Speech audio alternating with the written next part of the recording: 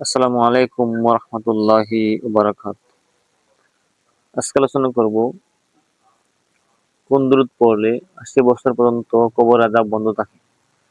সুবহানাল্লাহি ওয়া বিহামদিহি। উত্তর হলো যে দুরূদ একবার পড়লে যাবতীয় গুনাহ মাফ হয়ে যায় এবং যে কোনো কবরের ৩ বার পাঠ করলে ৮০ বছর পর্যন্ত ওই কবরের আযাব বন্ধ হয়ে যায়।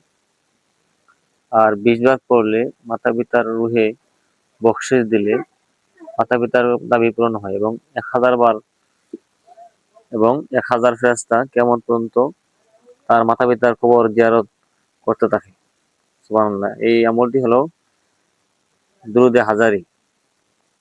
এই দুরূদটি এখানে বাংলা দেওয়া আছে, আপনারা বাংলাতে শিখে নিবেন। এবং এই দুরূদটি পড়ার নিয়ম হলো একবার পড়লেই যাবতীয় গুনাহ মাফ করে দেওয়া হয়। আর ৩ বার পড়লে ৩ বার পরে কোন কবরে বখশেশ দিলে এই কবরের আযাব ৮০ বছর পর্যন্ত বন্ধ থাকে। আর পিতামাতার রূহে যদি ২০ বার পরে এর বখশেশ দিলে পিতামাতার দাবি পূরণ হয়ে যায়। এজন্য আমরা প্রত্যেকেই গুরুত্বপূর্ণ দোয়াটি পাঠ করব এবং ১০০০ ফেরেশতা কিয়ামত পর্যন্ত তার পিতামাতার কবরের মধ্যে কি জিয়ারত করতে থাকে।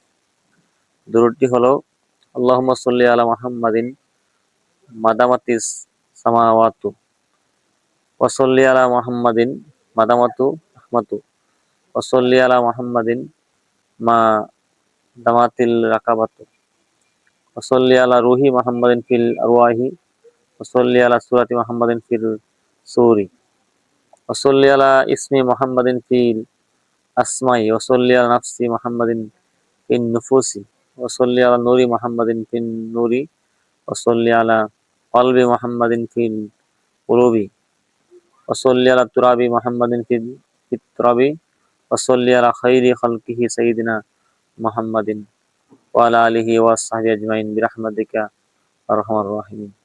ফাজাইলে ওজিফা কিতাবে এই আমলটি আছে। এজন্য আমরা প্রত্যেকেই এই আমলটি করব। আর বিশেষ করে এই ভিডিওটি শেয়ার করে দিবেন যাতে অন্য মুসলমান ভাই বোনেরা জানতে পারে। আর প্রত্যেকেই আমলটা করবেন। এখানে বাংলা দেওয়া আছে, আমি বাংলাতে পরে পরে শোনাইলাম। আপনারা বাংলা যারা পারেন তারা অবশ্যই এখান থেকে শিখে নেবেন। যারা বাংলা না পারেন তারা আপনাদের আত্মীয়-স্বজন যারা বাংলা পারে তাদের থেকে শিখবেন। আর এখানে এটা ফজিলত দেওয়া আছে, এজন্য প্রত্যেকে আমরা আমলটা করবো। আল্লাহ রাব্বুল আলামিন আমাদের সবাইকে আমলটি করার তৌফিক দান। আল্লাহ রাব্বুল আলামিন আমাদের সবাইকে আমলটি করার তৌফিক দান করুক। আমিন। আসসালামু আলাইকুম ওয়া রাহমাতুল্লাহি ওয়া বারাকাতুহু।